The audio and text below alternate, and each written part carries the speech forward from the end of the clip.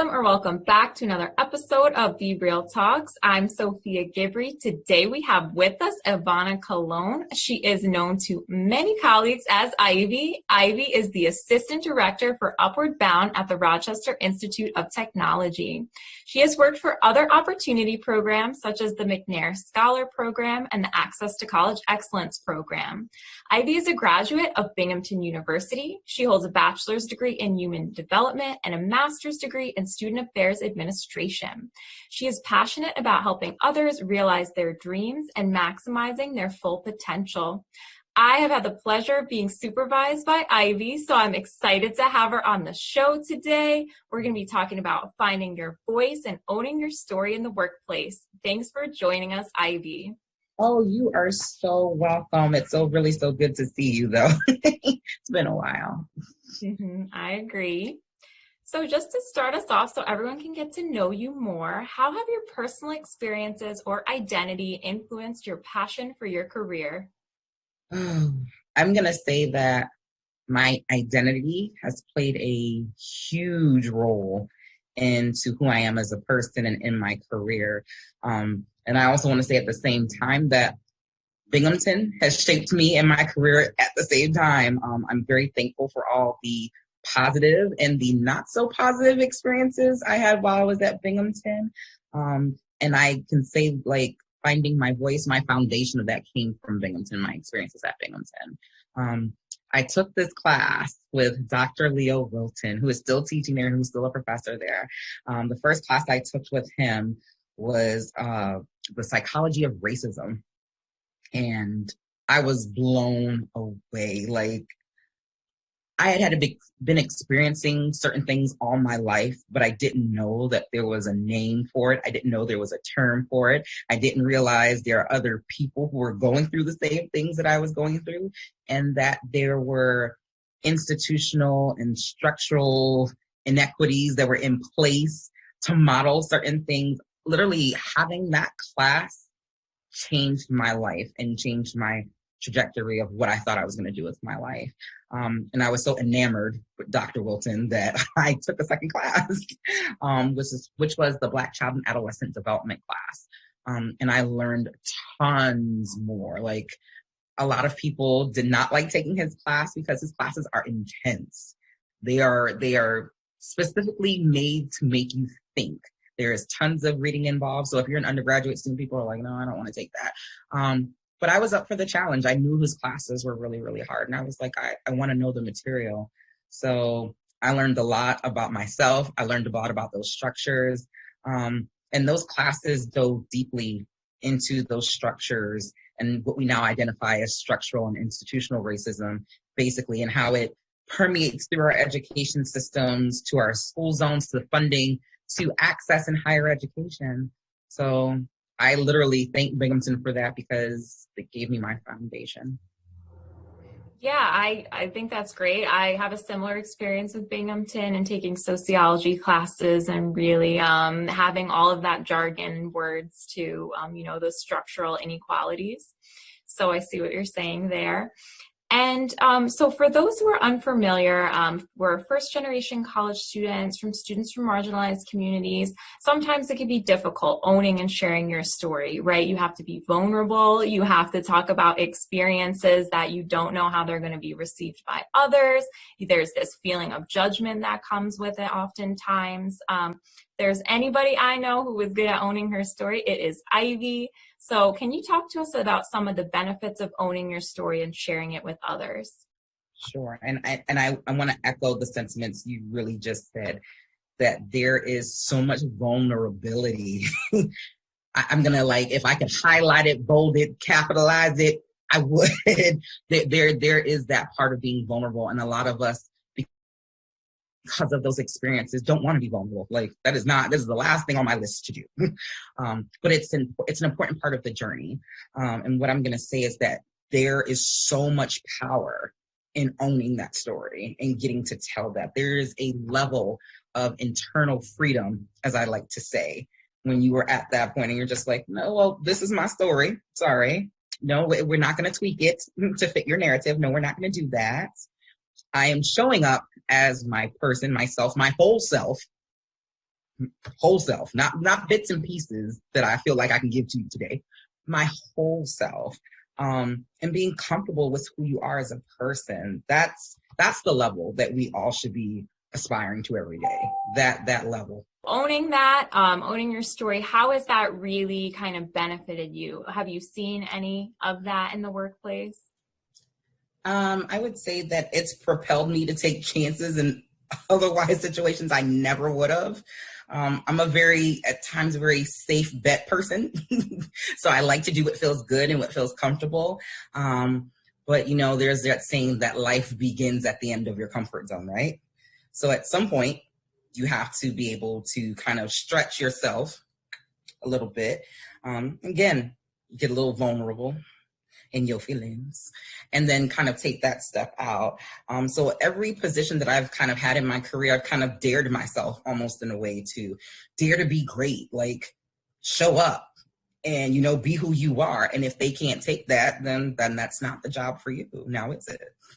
You want to go be in a place where you can show up to a job daily and be like, I'm Black and I'm very proud. And be comfortable with that. Now, it may make some other people uncomfortable, but that's not your problem either. My mom used to tell me it's none of your business what other people think about you. Mm-hmm. And I go, when I was a kid, I was like, that doesn't make any sense. As an adult, it makes plenty of good sense. So my mom was even dropping, those little nuggets of wisdom when I was smaller. And I was like, and I'm going to say that it's a hard piece of work. I'm going to say that. Please, by any sense of the word, I don't want anyone to see this video and think, oh, it's super easy. No, it is not super easy. There are days that you're going to have to work at it. Even as a professional now in my particular area, there are days when I am dealing with imposter syndrome. And I'm sure you will define that for the audience, where you just have these feelings like, am I good enough to be where I am? Is someone going to find out that I'm not really, what I say that I am? And it's like, well, and I think, this is a shameless plug right here for having a really good support system. So whether it's your family, whether your friends, I literally have a group of friends that I made over the pandemic. So all of us had gone to a national conference, had come back, and we all got connected through a different person, but we literally have this group me where it is maybe 8 of us and we're all directors, assistant directors, program coordinators, and it's women of color. And we sometimes first thing in the morning, we'll send a meme like, be great today, sis. Like, be you, be all of you at your job today. And we're just like, yes. Because sometimes you just literally need that reminder. You got to have that support system to remind you on those days when you don't feel so great that you are absolutely, without a shadow of a doubt, that you are wonderful. Mm-hmm. Yeah, I think that's awesome. And I think that's a great way of saying how it comes from within you. But at the same time, when that imposter syndrome creeps up, when that uncertainty creeps up, you have that support system to fall back on that accepts you for who you are and really kind of encourages that, right? I have mentioned this before and was this hasn't aired yet, but was thinking of you when I was being interviewed for this show is things that help me is having great supervisors who just show up who they are and embrace you for who you are. And that's really, really important. So that support system highlights that well. And besides having that support system, do you have advice for students who really struggle to find their voice in a workspace? Because workspaces can be uncomfortable, right? You don't really... Mm-hmm. There are stories that's for a different podcast on a different day. It is difficult. It's difficult and it's ongoing work. And I always tell folks, especially, in the interview process. So before you even get the job, let's talk about that. There's a process where you are interviewing with folks. And I think what a lot of people forget is that, yes, they're interviewing you for the position. You also need to be interviewing them. My thought is if you cannot be your authentic self during that interview process, and if those folks do not like it, that is not the place for you to work. Let me say this again, because a lot of us, we go, okay, well, I need a job. No job, and I wish somebody would have told me this earlier in my career, no job is worth your health and your sanity. Okay? Because your health is wealth. Let me be very clear about that. You know, they ask you two key questions. The first one, you get right away. So tell us a little bit about yourself. We've all heard it, right? Okay, here's myself. This is who I am. You know, I'm a mom. I'm a Black woman. I am passionate about higher education and access and retention of students. And they get all that. They get to see all this goodness, all of it. Not just pieces. You got to show them all. Again, you want to be in a place where you are valued and you are respected. And that comes with you owning your story and telling them this is who I am, because that's the person who's going to show up every single day to work. Every single day. Whether you have a good day, bad day, indifferent, it's still going to be the same person that shows up every single day. Or my favorite question, tell me about a time when, or tell me about a challenge that I'm telling you, these are common questions. You hear them. You are in those challenges. You are in those situations. So how you respond to those questions, you are going to come through. Literally, y'all saw that, right? Come through. Yes. That, again, that's part of owning that story. How do you respond to those things? And then you go, oh, that was me. Yes, that was you, all of you. You know, because how you respond to something is not necessarily going to be how someone else responds to something. None of us come with a blank slate when we come to these jobs. We are all of our experiences, everything from A to Z. And why not showcase that? Why not give them that? Because truth be told, that may be what they need. Mm-hmm. You know, you may be filling in a gap where they're missing something completely with your goodness, with your uniqueness. So I'm going to say, put it all out there. Let it be known. Mm-hmm. Yeah, I definitely agree with that. And I'm not sure if those who are watching or Ivy, you've seen, but the Chadwick Boseman Howard graduation speech, he mentions, right, he had that first job and they wanted him to play a tokenized character and he didn't like it. He's like, all I kind of know is this guy's a drug dealer and like doesn't have a good life. And he mentioned it. And he actually lost the job because of that, right? They asked him if he had any questions about the role. He said, yeah, I do. And he talked about ways they can improve it. And he ended up he played Black Panther. You know, he had all of these amazing roles after that. So it speaks to kind of what you're saying and how you show up, right? Is like, this is who I am. And if you look at your career and the work that you do, it speaks very much to who you are as a person, your passions, your values. So even if, like you said, I think a lot of the times we have that pressure, we need to get this job. Even if you don't get that job, it wasn't for you, right? And why would you want to work with people who you don't even get along with at that point? So very valid advice. Totally agree with that. And then say they do get the job, right? And they're still kind of struggling. What tips do you have for that? It's really difficult. I'm going to say this again, because I feel like people think it's easy. It's difficult, and it's something you have to work on. Even you and I, we work on it every day. Like, this is not just a one and done situation. It's going to take you some time. And I know that we all have pieces and parts of us that aren't very shiny, shall we say. They're not. Like, they need to be buffed out, you know, work a little elbow grease on it. It's okay. It takes time to kind of perfect and really figure it out. And even with time, some things about you will change. That, you know, the same person, I'm not the same person I was 5 years ago. I'm almost a completely different person than I was 5 years ago. And that just happens just because life is happening. So it's okay. Like, it's okay for you to struggle in that sense of trying to figure that piece out. And not every workplace is going to be a place where you feel like, hey, I'm showing up as me today. You know, sometimes you'll go into a job and you're like, okay, you're going to get 75% of me today because I can't give you the full 100. And again, that's okay. And then when you find that real sweet spot, that real, and I'm going to tell you because I've been in these places, that real, I can show up to work, No one's tokenizing me. No one's giving me stereotype vibes. No, they're just enjoying my uniqueness and all of my talent that I bring to the table. It's like the perfect storm. It literally is. You can thrive in those areas and just be like, oh, like this is great. And then your work, I do this work because I love it, not because I want any accolades. I don't. As my mama would say, you can miss me with that. Like, I don't need any of those things. Like, literally, when I put my head on the pillow at night, as long as that I know that I have created some type of change in someone's life, I'm okay with that. I really am. But sometimes, again, when you are at that sweet spot and you're really authentically being yourself, people tend to notice that. They gravitate towards you. They want to be a part of that. Well, okay, she's got something, like she's glowing. Like, what is going on here? What is all of this? And people will recognize it, and they'll recognize your work.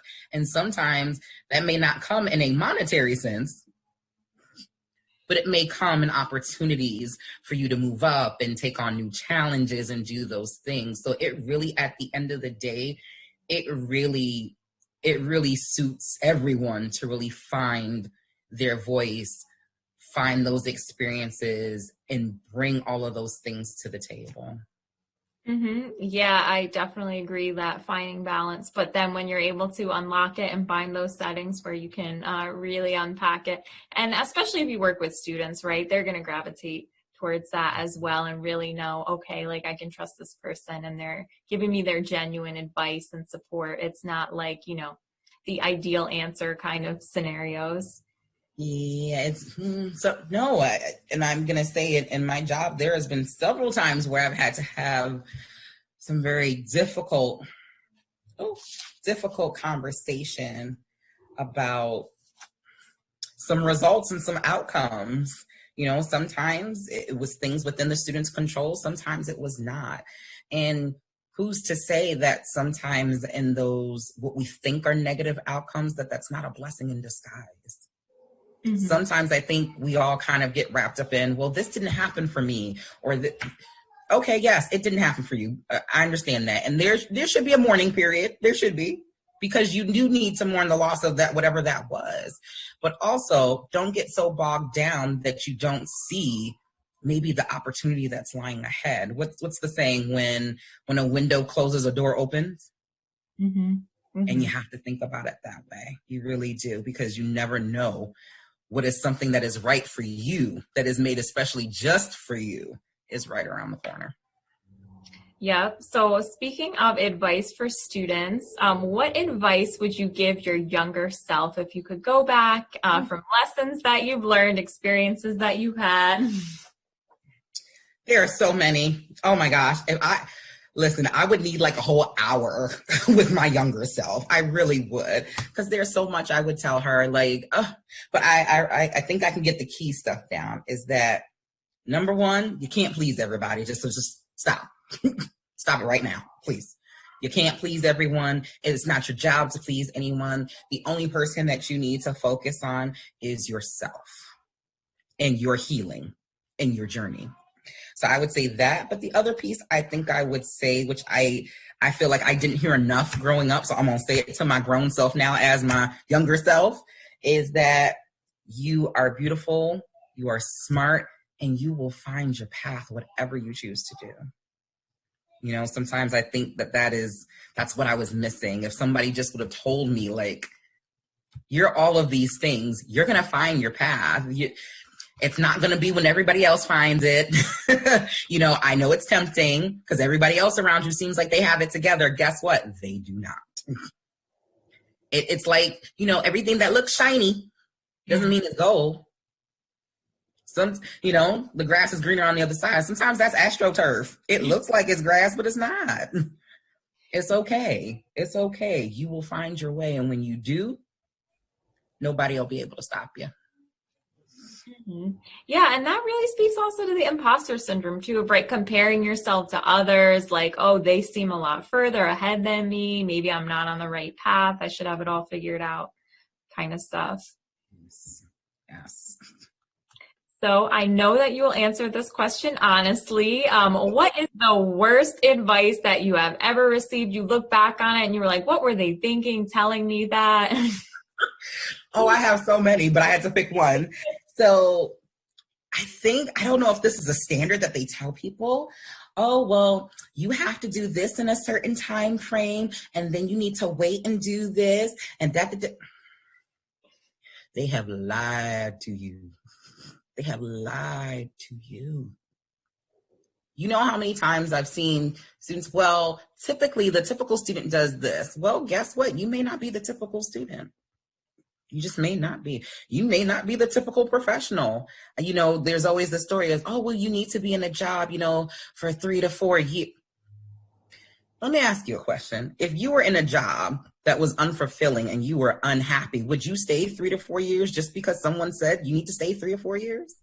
No, run. Don't do it. Do not do it. Listen, again, the whole finding your own path thing, you will find your own timeline for your career. And I'm now seeing that more now than ever, especially in higher ed. Like, people are not staying at these companies like they were a couple of decades ago. You'd find one job, you'd be there for 20 years.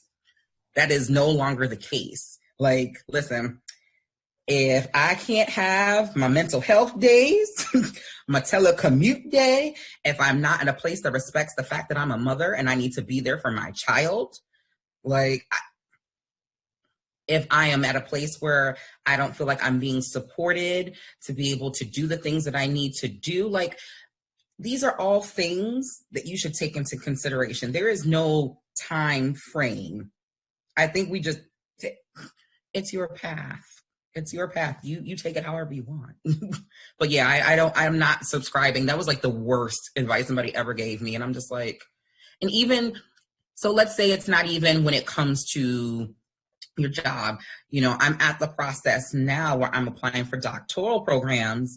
And I remember somebody saying to me a couple of years ago, oh, well, you need a little bit more experience. A couple of years ago, I wasn't a mother. And I would have had all the time in the world to really get into these things. And I'm just why did I listen to them? But now I know better. And you know what? And now that I'm a mom, and I wouldn't change that for anything in the world. And you know what? I realized again that wasn't my timing, that my timing was now.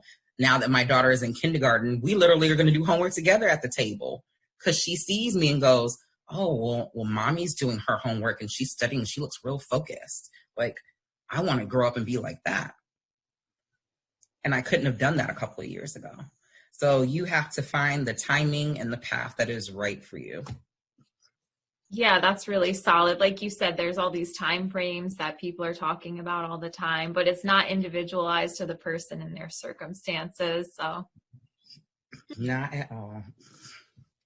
Well, thank you so much for taking the time to speak with me today, Ivy. Yes, thank you for having me. This was fun. Of course, of course.